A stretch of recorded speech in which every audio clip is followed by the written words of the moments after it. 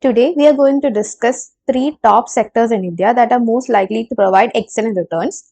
These are the fastest growing sectors in India. I believe 2024 would be a golden year for the Indian stock market. The Indian economy is expected to grow by approximately 8% in the next 5 to 6 years, according to experts. The sectors discussed in this video are renewable energy, semiconductor sector, and artificial intelligence. Most of the stocks discussed in this video have high PE ratio, but I have included these stocks looking at the future potential of these stocks. If you're new to my channel, don't forget to subscribe. Also share my videos with your friends and family and anyone who might be interested. If you want to know more about stocks from each sectors, please check the description of this video. So let's get started. The first sector we are going to discuss is renewable energy sector. India is the world's fourth largest consumer of electricity and the world's third largest renewable energy producer. We have a population of around 1.4 billion, but India has a massive demand for energy. We need energy to fuel the rapidly growing economy. Through initiatives such as Make in India, the country is propelling its solar manufacturing capabilities, targeting 100 gigawatts of solar module manufacturing capacity by 2026.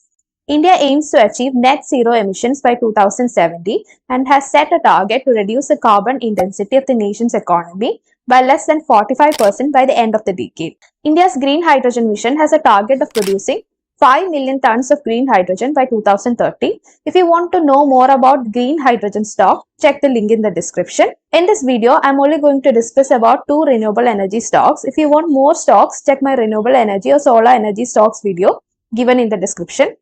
The first stock we are going to talk about is a key player in the energy sector. This stock is a powerhouse in the energy sector, primarily engaged in the generation, transmission, and distribution of electricity. What sets them apart is their ambitious goal of producing electricity entirely from renewable sources. This stock also manufactures solar roofs and plans to establish a staggering 1 lakh EV charging stations by 2025. The company boasts a total energy capacity of 14,381 megawatts, spanning thermal, wind, hydro, waste heat recovery, and solar sources. Notably, 62% of their installed capacity comes from thermal sources. The market cap of the stock is 1,37,879 crores. The stock I am talking about is Tata Power. From generating power through thermal and renewable energy sources to transmission, distribution, and additional services like EPC and OEMs, the company has significant footprint. An exciting aspect of Tata Power's operation is the Tata Power EZ charging initiative. It is the only charging point operator in India to operate in bus charging, fleet, home, and public charging. With a dominant market share in the public charging and home charger installations, Tata Power EZ Charge is making waves in the EV charging landscape. With an aspirational goal of 500 gigawatts by 2030, Tata Power is aiming for approximately 45 gigawatt capacity additions per year. The current stock price is 431 rupees. Price to earnings ratio is 38.53, higher than sector P ratio of 23.08. Debt to equity ratio is higher than 1, and the return of equity for the last financial year was 11.85%. The next stock is one of the largest renewable energy companies in India with a current project portfolio of 20 gigawatts. They are also the second largest solar power developer in the world. This company operates in the renewable energy spectrum with a primary focus on solar and wind power. The company has a significant operational capacity with projects spanning across 12 states in India.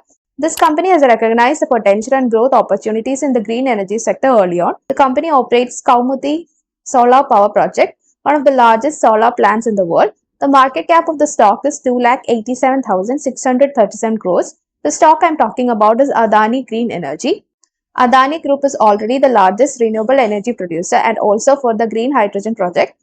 Green hydrogen produced by splitting water using renewable electricity is a clean fuel with no carbon emissions. It can be used as a feedstock in industries like steel and oil refineries and also as a fuel in automobiles and produces water on being burned.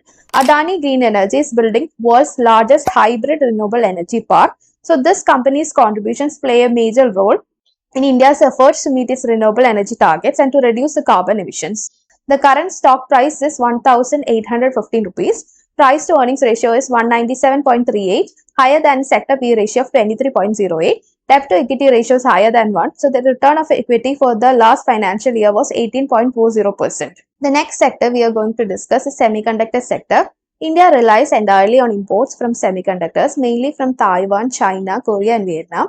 However, with the increasing demand for electronic devices, there is an urgent need to reduce this dependence. To reduce this dependence on imports of semiconductor, the Ministry of Electronics and Information Technology has launched the India Semiconductor Mission, which is a $10 billion initiative.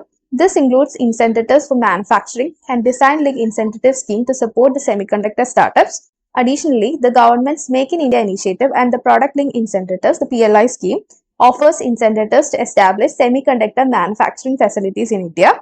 In this video, I'm only going to discuss about two semiconductor stocks. If you want more stocks, check my semiconductor stocks video given in the description. The stock I'm going to talk about is a key player in the semiconductor industry. This company manufactures traditional semiconductor devices. We are talking about bridges, power modules, diodes, rectifiers, and thyristors. They have two business segments: semiconductor devices and power equipment. The market cap of the stock is 1073 crores. The stock I am talking about is RIA Power Electronics.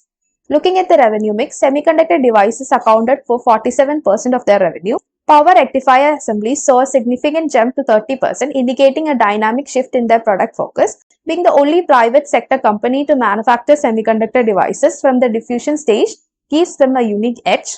Their products are used from electricity and power generation to defense and aerospace. With over 300 customers spanning across 10 plus countries, they are a global company. They have a solid partnership with Silicon Power Corporation USA. This collaboration empowers them to manufacture semiconductor devices up to 125 mm, setting new standards in the industry. This company also manufactures high current rectifiers that can be used in hydrogenation, electroplating, plasma heating, etc.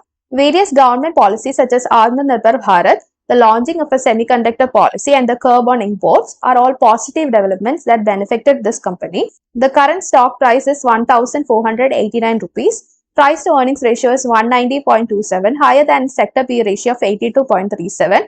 Debt to equity is lower than 1. The return on equity for the last financial year was 16.10%. This is a very good stock, so keep this stock in your watch list. The next stock is an electronics manufacturing company. This stock has been leading the electronic manufacturing service space in India.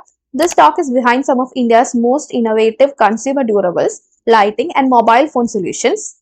This company is a market leader and a key player in India's manufacturing landscape. The market cap of the stock is 45,666 crores.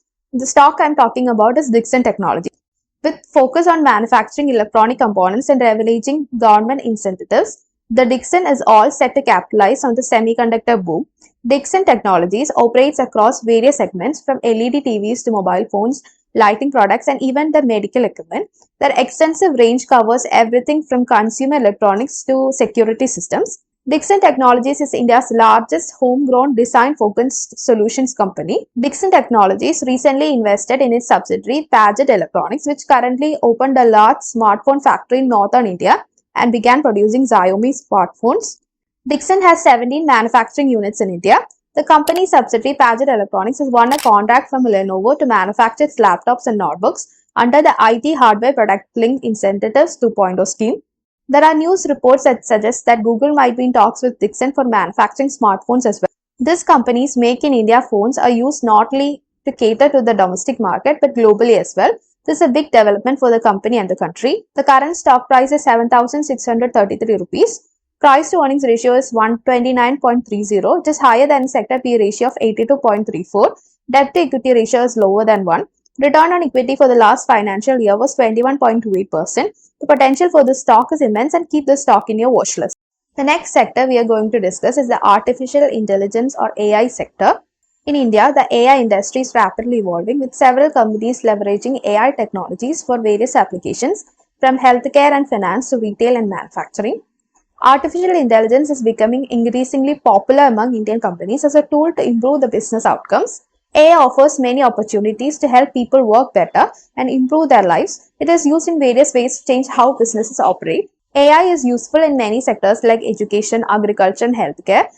It can help with things like precision farming advice or remote medical diagnosis. It also makes it easier for people to access government services. In this video, I'm only going to discuss about two AI stocks. If you want more stocks, check my IT stocks video given in the description. The stock I'm going to talk about specializes in software engineering and strategy services, aiding companies in implementing and modernizing their business. This company stands out with flexible solutions and platforms, including partnership with industry giants like Salesforce and AWS. The market cap of the stock is 60,784 crores. The stock I'm talking about is Persistent Systems Limited. Persistent Systems has a strong brand presence, ranking 9th among Indian IT services companies and exhibiting significant growth in brand value. Operating in 21 plus countries, the company's revenues diversified across regions with a significant contribution from North and Central America. The revenue breakup includes a dominant 70% from technology services, 26% from partnership operations, and 4% from accelerate projects. The company has strategically acquired 14 entities in the past decade, strengthening its digital capabilities. The current stock price is 3,945 rupees. The price to earnings ratio is 59.03, higher than the sector P ratio of 29.72. Debt to equity ratio is lower than 1. Return on equity for the last financial year was 22.21%. The next stock is a global technology giant with a proprietary consumer intelligence platform. This company turns ads into recommendations, helping marketers efficiently connect with their potential and existing users. This stock has 21 patents filed with 6 already granted in the US. This company operates on two primary platforms, the consumer platform and enterprise platform. The company offers a range of cutting edge services, including a customer data platform for marketing automation. The market cap of the stock is 14,932 crores. The stock I'm talking about is Affle India Limited. Affle collaborates with platforms like AppNext, Damex, RivX to amplify their reach. They have a global footprint across Asian, European countries, Middle East, and USA. The current stock price is 1,064 rupees. The price to earnings ratio is 54.87, higher than the sector P ratio of 29.72.